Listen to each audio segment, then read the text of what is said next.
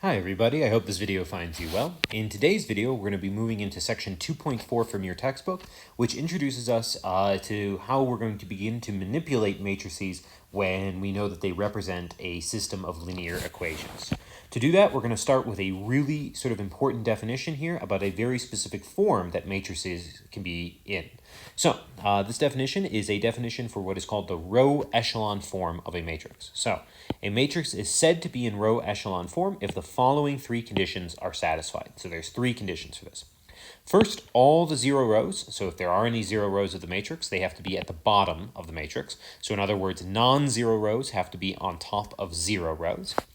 The leading element, meaning the first element in any non-zero row, is a 1. So in other words, the leading element, the first thing that is non-zero in a given row is a 1.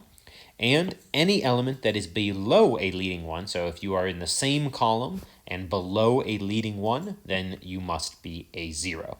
So these three conditions here are, if they are all satisfied, then the matrix is said to be in row echelon form. So this definition can be sometimes a little complicated to make sure we understand, especially with this terminology of leading ones and being 0 below leading ones and all that. So let's look at a couple examples and try to decide if the following matrices are in row echelon form. So let's look at A here. So for A, we have this matrix here, and as a quick side note, you can sort of notice that this thing is 3 by 5, it looks like here. It's got 3 rows, 5 columns. Okay, so first of all, we have to see, are all the 0 rows of this matrix at the bottom? Well, this matrix does have a 0 row. It is right here, and it is on the bottom. It is below all the non-zero rows, so we are good with condition 1. Condition 2 says that the leading element of any non-zero row is a 1. So you will notice that in this row here, this is the first non-zero element, and it is a 1. And here's the first non-zero element here, and it is a 1. So condition 2 is satisfied. Does it matter that there's a 3 and a 5 and an 8 or a 2 here? No, because those are not the leading element. They are not the first thing that is non-zero in that row. So it is just this value and this value. That satisfies condition 2. For condition 3, we said any element that is below a leading 1, so in the same column, must be a 0. So here's a leading 1. Notice that there are all zeros below it. And here is a leading 1, and there is a 0 below it. So we are all good. So any element that is below a leading 1, so these two zeros here and this 0 here, confirm that this thing is all good for condition 3. So this is in row echelon form. So A is an example of a matrix that is in row echelon form. Okay, let's look at B here. Well, for B, we've got this matrix here, which looks to be a 3 by 2 matrix, 3 rows, 2 columns. If we look here, first thing we need to look for are all the 0 rows of the matrix located at the bottom. Well, we do have a 0 row right there, 0, 0. Notice that it is actually above a non-zero row, 0, 1. So we do have an issue right here. This fails condition 1. So we know this is not in row echelon form.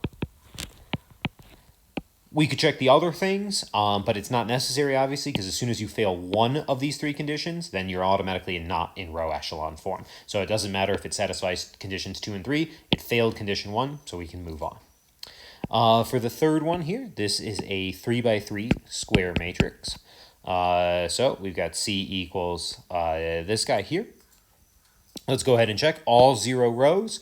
Well, this one doesn't have any 0 rows, so condition 1 is vacuously true. All good there. Condition 2 says that the leading element of any non-zero row is a 1. So let's see, we've got a leading term there, that's a 1, that's good. A leading term there, that's a 1, that's good. And then we have a leading term there, that's a 3. So that's not going to work, so that means that this fails condition 2 because of this value right here. There's a leading element, but it is not a 1. So this would be not in row echelon form. Okay. Then we've got this matrix here, D. So this one is a 4 by 4 matrix here.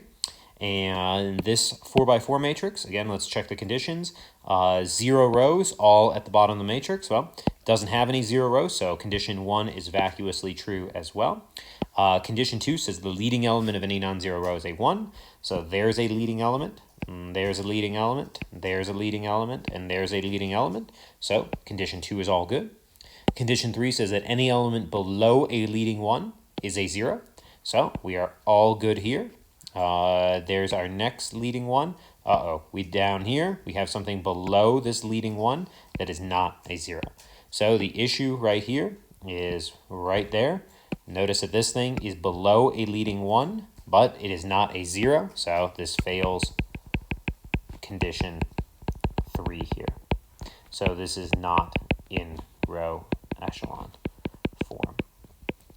Okay, so these 3 examples here all failed a different condition, just so that you guys could see an example of the different ways you can fail to be in row echelon form. Lastly, we've got this here. This is a 2 by 3 matrix. So this is 2 by 3. You'll notice that this is the 0 matrix, and the 0 matrix actually sort of vacuously fulfills all the conditions, so it is automatically in row echelon form. That's because it doesn't have any non-zero values, so none of the conditions you have to worry about. So this, anytime you see the 0 matrix, it automatically counts as being in row echelon form. Okay, so now we have a little bit of a better sense of what this row echelon form thing really means. In a few moments, we'll talk about how to take things that are not in row echelon form and sort of transform them into row echelon form. So it's very important here at the start just to make sure we understand what is or is not in row echelon form. Okay, so now let's talk about what sort of operations are we going to allow ourselves to do to manipulate matrices. So we're going to begin our discussion of what are called elementary row operations, or sometimes you'll see them abbreviated as EROs. So what is this elementary row operation going to do? Are we just going to allow ourselves to do any sort of operation? Well, not really. The elementary row operations, the operations we want to allow ourselves, is that we got to remember that our goal here is to use matrices to help us understand systems of linear equations. We know that you can take a system of linear equations and view it in terms of a matrix and vector equation, or that augmented matrix form. So we know there's a direct correspondence between matrices and their corresponding systems of linear equations. So what we'd like to do is we'd like to do operations that do not impact the solution set of the corresponding system of equations. In other words, we'd allow ourselves to do any sort of manipulation as long as it doesn't impact the solution set, since that's ultimately what we're going to be interested in finding. So to do that, let's consider the following four systems of equations. Here's going to be sort of our base system of equations: 2x1 plus x2 equals 6, 3x1 minus x2 equals 9. The next system I want to look at is simply interchanging the two equations. So this comes from interchanging. I don't know why that looks so weird. Interchanging equation 1 and equation 2. Now, obviously, as we can imagine, just because we interchange the order of the equations, we put equation 2 first and then equation 1, this is obviously going to have the same set of solutions as this. So interchanging two equations doesn't impact the solution set. Let's look at this system. This system here is simply taking the second equation and multiplying both sides by negative 2. Right? This is negative 2 times equation 2. Now, since we multiplied on both sides of the equation, it obviously doesn't impact anything. You could easily just take this and divide both sides by negative 2 and get back to where you started. So this system has the same set of solutions as this. And then finally, perhaps the weirdest, but if you remember back to when you guys first solved systems of equations in like an algebra class, you used elimination where you added multiples of one equation to the other. Notice that this system here is taking 2 times equation 1 and adding it to equation 2. If I take 2 times this one and then I add it to this, I end up with this equation. That also does not impact the solution set of the system. So if you want, you can go on and manually check that in this particular example, that all of these have the exact same solution set. They have the unique solution x1 equals 3, x2 equals 2. x2 equals 0, excuse me. So if this is our base system, each of these 3 types of manipulations did not impact the solution set. So what we want to do is we want to sort of mimic these 3 operations on equations on our matrices. If we do operations that mimic these on the matrix, then we know that it's not going to impact the corresponding solution set. So what are these operations then here? Well, the first one we saw here, where we interchanged equation 1 and equation 2, that's what we call permuting or interchanging two equations. We know that that won't impact the solution set. So this will correspond with permuting or interchanging two rows of a matrix. Why? Because we know each equation, if we were to put it in its augmented matrix form, each row of the matrix corresponds to each equation. So if you permute or interchange two equations, that's the same as permuting or interchanging two rows. Multiplying an equation by a non-zero scalar. That's what we did here. Obviously, it's got to be a non-zero scalar. If you multiply both sides by 0, you basically take something that it might only be true in certain situations and makes it always true because 0 always equals 0. So you got to multiply by a non-zero scalar. So since each equation represents a row in the corresponding matrix, then this will correspond with multiplying a row by a non-zero scalar. So we can multiply a row by a non-zero scalar and not impact the solution set. Finally, this one here, this was adding a non-zero multiple of one equation to another equation. Since again the equations have a direct correspondence with the rows of the matrix, this will correspond with adding a non-zero multiple of one row to another row. So these three things here, permuting or interchanging two rows, multiplying a row by a non-zero scalar, and adding a non-zero multiple of one row to another row, those are all operations that apply to a matrix that do not impact the corresponding solution set. You will notice that each of them are operations that we will perform on rows, which is why we call these elementary row operations. So let's give that a nice formal definition. So elementary row operations. There are three elementary row operations as we just discussed on the previous page. So these are the three elementary row operations you guys can use. You can permute or interchange two rows of a matrix. You can multiply a row by a non-zero scalar, and you can add a non-zero multiple of one row to another row. These three things are the three elementary row operations you can do that will not impact the corresponding solution set. Okay, now that we know what operations we're going to be allowing ourselves to use to manipulate a matrix, we need to say, how do we sort of speak about the matrix that results after we perform these operations? So a matrix A is said to be row equivalent to a matrix B if you can transform A into B, or vice versa, using only a combination of these elementary row operations. So if you can go from matrix A to matrix B by either interchanging rows, multiplying rows by non-zero scalars, or adding multiples of one row to another row, or some combination of those three, as many as you like, then we say A is row equivalent to B. In terms of notation, you often see A with a single sort of squiggly line with B. That means A row equivalent to B. All right. Theorem, well, this theorem is pretty much obvious. There's no proof to really say here, but if A and B are row equivalent, then their corresponding system of equations have the same solution set. How do we know this is true? Well, because we came up with these row operations based on the operations that won't impact the solution set. So there isn't really anything to prove here because we actually used the fact that we didn't want to impact the solution set as the way of building these elementary row operations. So it should be obvious that if A and B are row equivalent, the corresponding system of equations will have the same solution set. All right. Another theorem, which is going to be requiring sort of a proof, but it'll take a little while to get there, is that every matrix is row equivalent to a matrix in row echelon form. Now this starts to tie together the concepts we've introduced in this video. At the beginning of this video, we introduced what it meant to be in row echelon form. Now we've introduced what it means to sort of perform these row operations and be row equivalent. This theorem ties those two things together and says that every matrix is row equivalent to a matrix in row echelon form. In other words, you can use elementary row operations to take any matrix and put it into row echelon form. And when you do that, you will not impact this corresponding solution set of the system of equations. All right. Finally, since we can take, we're going to prove this theorem in just a few moments, but since we will eventually prove that every matrix is row equivalent to a matrix in row echelon form, we're going to give this definition here. This is a really crucial definition. We're going to be referencing this a ton here, so we'll give this a little star. The rank of a matrix, so very, very important, rank of a matrix is sort of a property or a quality of a matrix that we often want to know about. The rank of a matrix is the number of non-zero rows of that matrix once you have put it in row echelon form. So if you ever see rank of A referenced, that means how many non-zero rows are there in the row echelon form. Not how many non-zero rows are there to start with, but once you put it into row echelon form, how many non-zero rows are there in that row echelon form. Okay, let's go ahead before we prove this theorem and just take a look at an example of putting something into row echelon form using these elementary row operations. So we're going to try to use elementary row operations to put the following matrix into row echelon form, and then we're going to state the rank of it.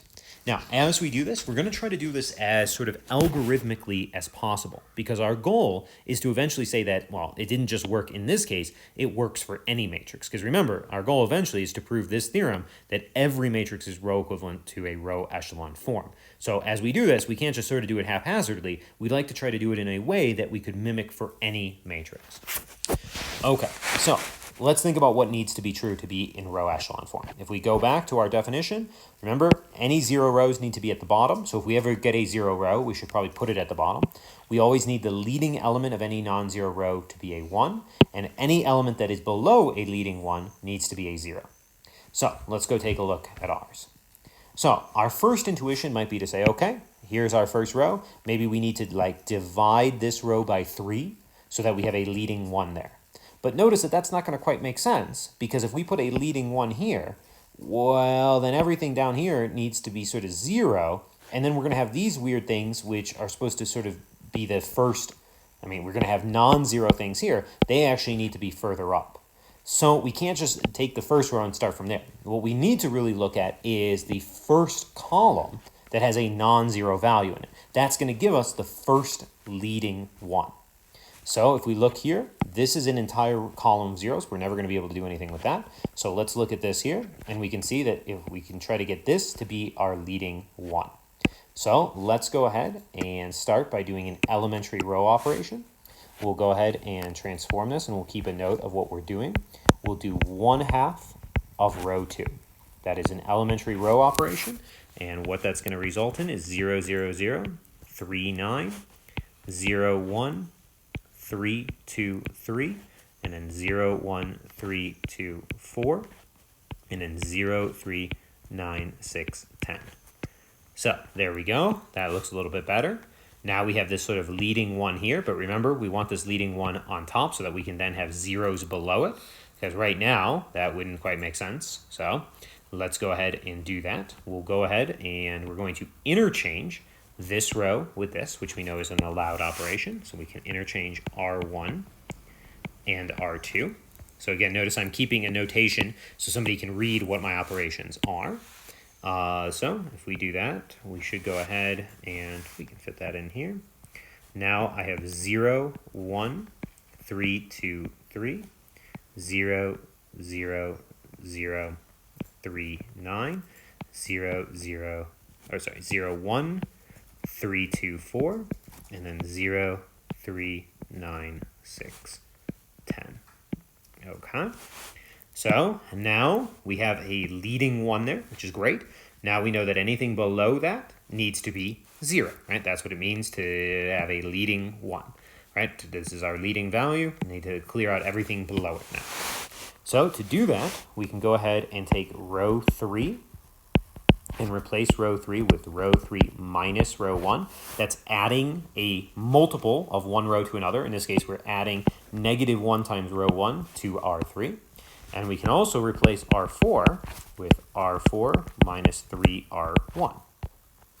Okay, if we do those operations, well, we should have 0, 1, 3, 2, 3, and then 0, 0, 0, 3, 9, and then 0, 0, since we're subtracting, 0, 0, 1, and then down here, 0, 0, 0, 0, and then 1, and there we go. So now we have this matrix. So notice we have a leading 1, all zeros below it. Okay, now we want to find the next position to get a leading 1 in. Notice that if we look at this column, there's no way we're going to get a leading 1 here, because there would be the spot, but this is already the leading value, and everything down here is 0. So instead, we'd probably want to look at this column. So we're sort of focusing here now, trying to make this our next leading 1. Now that should be very easy. We can just go ahead and multiply by 1/3. So let's go ahead and do 1/3 row 2. So if we do that, we have 0, 1, 3, 2, 3, 0, 0, 0, 1, 3, and then 0, 0, 0, 0, 1, 0, 0, 0, 0, 1. Okay, now we have a new leading 1 here. We want all zeros below. Notice we're actually already good with that. So we can find our next leading one. We just use this column. So we can now move to this column. The leading one here should be right there. And notice it already is a leading one, so that's good. So is this in row echelon form? Well, not quite, because we have a leading one and we have a non-zero value below it. So we got to do one more operation. Let's go ahead and take R4 and replace it with R4 minus R3. And if we do that, we have 0, 1, 3, 2, 3, 0, 0, 0, 1, 3, 0, 0, 0, 0, 1, and then 0, 0, 0, 0, 0. And notice that now we have a 0 row, but it is safely at the bottom, so we are all good. So this would now be the row echelon form. So this obviously is a different matrix, but the idea is that the solution set to the corresponding system of equations for this matrix and the solution set for the corresponding system of this matrix are the same. So while these are different matrices, their solution sets for the corresponding system are the same. So eventually, this is going to be what we're going to use to solve the system rather than this more complicated one. This also allows us to tell the rank of the original matrix. The rank of the original matrix here is the number of non-zero rows here. Notice we have 1, 2, 3 non-zero rows, so we would say the rank of A is equal to 3 here. Okay, so this was just an example of sort of trying to use these elementary row operations, also showing you guys some good notation. You got to have a notation to sort of keep track of what operations you're doing, so when somebody looks at it, they're not just seeing random matrices written. You can sort of see what operations we were doing. The other thing that's sort of important here is that I want to sort of trace through how we did this to come up with sort of a general approach. Notice that what we sort of did is we went column by column, identifying what would make a good leading term. So to sort of recap, we started by looking at this. This was a 0 column. There was no way to get a leading value in that column. So we skipped it. We moved to the second column. We said, okay, that's going to have a chance to have a leading 1. We identified that this value here was sort of the highest up. So we were like, we're going to use this as our potential leading 1. However, we'd like it actually to be on top. So the first thing we did was interchange this after getting it to BA1 by dividing by 2. And we interchanged it with row 1 so that we got that leading 1 on top. The reason we want that is because we know that everything below that leading 1 needs to be zeroed out. So we want to make sure that it's on top here. Then we use this, since it was 1, it was very easy, to clear out everything below it. That's what we did here. Then what we effectively did is we rinsed and repeated, ignoring this top row because it was already, everything was already satisfied there. So we sort of ignored this and now we focused down here. We said, okay, that's a 0 column, that's a 0 column, that's a 0 column. None of that's going to contribute a leading term. Oh, that'll contribute a leading term. Let's multiply that by 1/3, get it to be a leading 1. We actually didn't need to clear anything out. So now we knew this row was good and this row was good. So now we crossed those out and we looked at what remained. All of these are columns of 0, so they weren't going to contribute anything leading. But this guy could. There was a leading 1. That's great. But then we needed to use that leading 1 to clear out what was below. That's what we did right here until we had our leading 1s in each of these positions and a 0 row at the bottom, which is fine. And we had our row echelon form.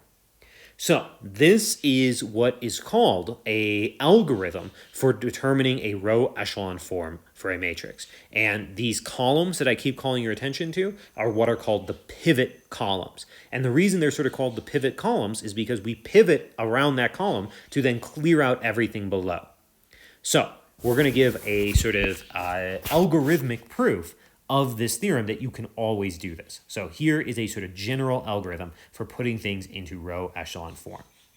So the theorem we had is that every matrix is supposed to be row equivalent to a matrix in row echelon form. And our proof is via this algorithm here. What you want to do is you want to find the leftmost non-zero column. So that's what we did here. We said, okay, that's not going to work. That's going to be our leftmost.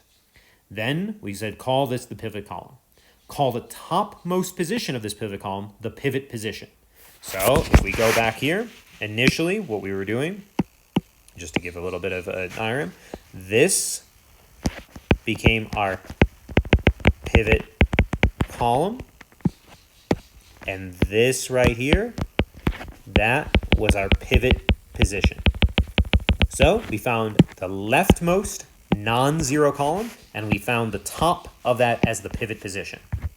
Then the algorithm says, okay, use elementary row operations to place a 1 in the pivot position. So our goal was to get a 1 in that pivot position. We did this and we did this. It doesn't really matter the order we did this in. We could have done this first and then multiplied by 1/2. All that matters is we got a 1 into that pivot position, right? So we got a 1 in pivot position. Now what we do is we say, okay, use elementary row operations to place zeros in every column position below the 1 in the pivot position. So now, what we said is we said, okay, we've got this 1 in a pivot position. Now we need to clear all this stuff out. We did that right here. We got all zeros below. Okay. The last step, which makes this an algorithm, is to say if this is not in row echelon form, obviously if it is in row echelon form, you're done. If it's not in row echelon form, repeat steps 1 through 3, ignoring the rows above the previous pivot position. So now what we do here is we said, okay, we're going to ignore from here. We're going to ignore this. This was our previous pivot position, and we're now going to work on just this down here. So down here, we do the same thing. We're just looking here, again, crossing out the previous pivot position or anything above it. So now the new pivot column would be right here. And the new pivot position, the top of that, well, again, remember, you're ignoring this. So you're choosing the top of it, which would be right here. Then notice what we did is we got a leading 1 there. Technically, we'd need to zero out everything below, but it was already good. At this point, we checked, is this in row echelon form? Still not, because of this issue down here. So now we crossed these out, looked for the pivot column. Well, everything is 0 except for this. So this became our pivot column, and then this became our pivot position. So we already had the 1 there. So all we needed to do was use the 1 to clear out everything below it, and then we were in row echelon form. So in other words, what you do in this algorithm is you keep finding these pivot columns and these pivot positions, using that to get your row situated, and then moving down to the next row. That's really what we're doing here. Now, the reason why this is so important, even though we don't always have to use this algorithm, remember, algorithms are really, really good for like computers, but we can always do things a little bit more intelligently. The reason it's so important to have this algorithm, though, is not that we're always going to use it, but because it is a proof of this statement. Since there is an algorithm that we can always use, that means any matrix out there must be row equivalent to a matrix in row echelon form. So this is a very rare type of proof for us. I don't think off the top of my head I can think of another situation in our class where we do a proof via algorithm, but this is how we're going to prove this theorem. The way that we know every matrix is row equivalent to a matrix in row echelon form is because we have a general algorithm for always doing it. Okay, let's look at another example of putting a matrix into row echelon form. So what I'd like to do is I'd like to use elementary row operations to put the following matrix into row echelon form and then state its rank. I'm going to do this problem twice. What I want to do is I want to do it once, very formally using the algorithm to, again, just show you what these steps really mean. And then we're going to see if we can do it a little bit more intelligently, because we're not robots, we're not a computer, we don't need to always follow the algorithm. Is there sort of being a clever way where we can put it into row echelon form much faster? So let's try the algorithm sort of approach here. So for the algorithm approach, I'm going to rewrite the matrix to start with. So 0, 0, 0, 2, 4, 10, 1, 2, 5, 1, 0, 0. So according to our algorithm, what we would do is we'd find the first non-zero column, which would be right here. So in my notation, I put that in blue. So that'll be our pivot column. And the pivot position is going to be the top of it. We haven't eliminated any rows yet, so we've got that guy right there. What we now need is we need a leading 1 there. Now, the algorithm doesn't say how you have to do that, so we can choose anything. Let's go ahead and imagine we just take the nearest thing. So we're going to interchange row 1 and row 2. So we'll interchange row 1 and row 2. And we'll now have 2, 4, 10, 0, 0, 0, 1, 2, 5, 1, 0, 0. Now again, our goal is to get a 1 in that pivot position. So now we need to multiply by 1/2. So 1/2 row 1. And it looks like we should have 1, 2, 5, 0, 0, 0, 1, 2, 5, 1, 0, 0. Okay, now, we've got our 1 in our pivot position. That's perfect. That's exactly what we sort of want there. That's our pivot position.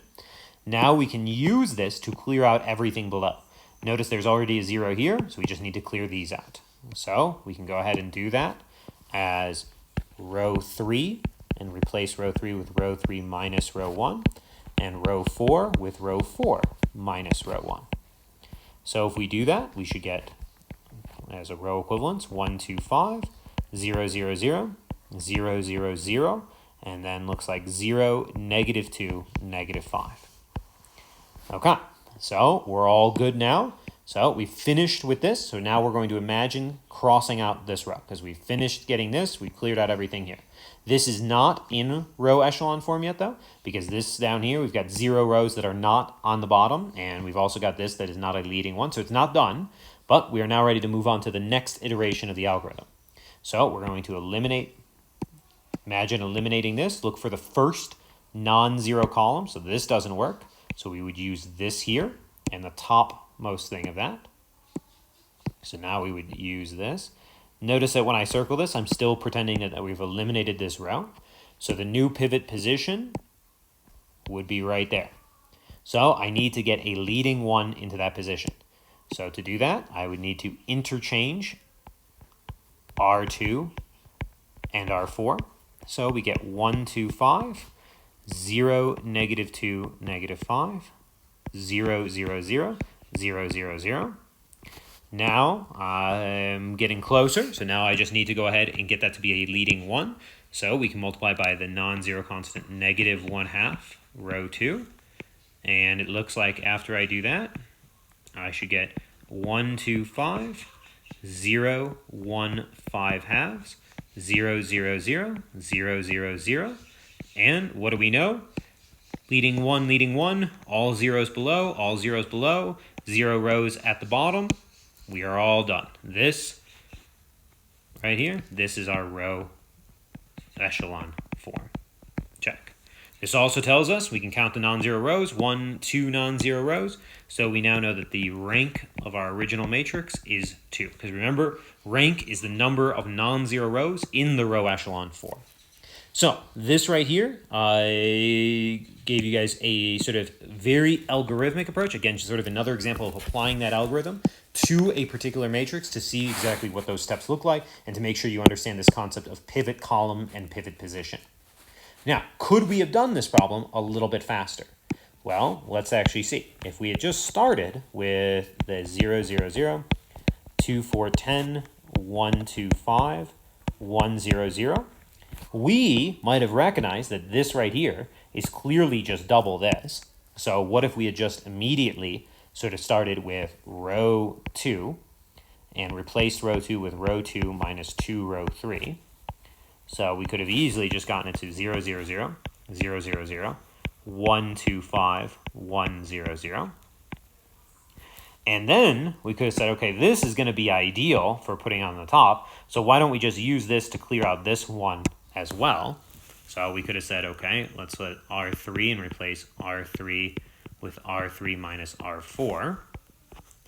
So that would give us 0, 0, 0, 0, 0, 0, 0, 2, 5, 1, 0, 0.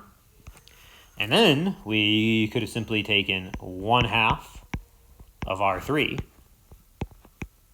and gotten it as 0, 0, 0, 0, 0, 0, 0, 1, 5 halves, 1, 0, 0.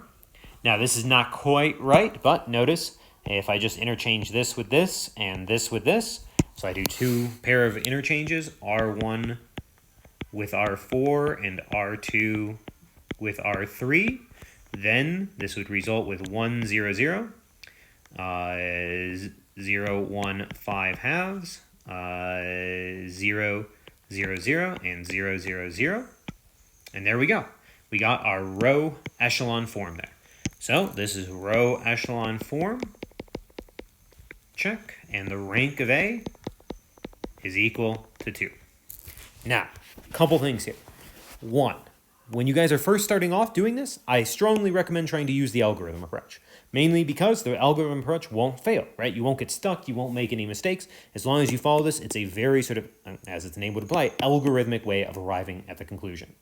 This right here, though, is obviously a bit faster because we sort of use some clever recognition. We recognize, oh, we can just clear all that out. We can recognize that this is perfect to go up there, so we might as well just use it to clear other things. Things end up being a little bit backwards down here, but of course we can just interchange later. You know, we're a lot smarter than having to follow a strict algorithm. The other thing that's really important is that you will notice that this row echelon form is different than this. And that doesn't mean that these are wrong. What that means is that row echelon form is not unique. So when you put something into row echelon form, depending on the steps that you take, you might get a different row echelon form. So if you compare your row echelon form to somebody else's or to the solutions from like the textbook or something, you might have an equivalent right answer that doesn't look the same. Something that can't change, though, is rank. As you can see here, no matter what form it is, the rank is always 2. The rank is an intrinsic quality of the matrix. So the rank is always the same, no matter what form you put it in. But the actual form itself could potentially be different. Can we see that this is row equivalent to this? Well, yeah. If I took one more step from here and I use this, I could take this row times 2 and subtract it from here. I could clear out these two values and get to this. So these two are row equivalent, but they are different forms. So just be aware, row echelon form is not unique.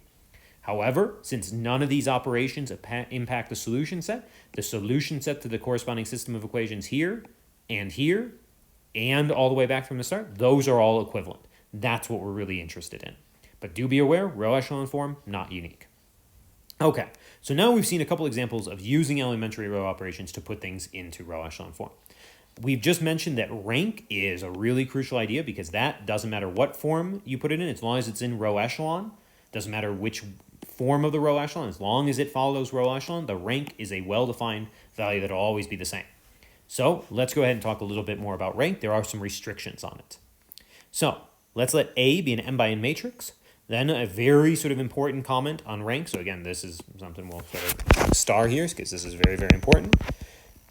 The rank is always less than or equal to m and less than or equal to n. So in other words, your rank is always limited by the number of rows and the number of columns. This part of the comment should be obvious because you can't have more non-zero rows than you have rows. So clearly the rank has to be less than or equal to the number of rows.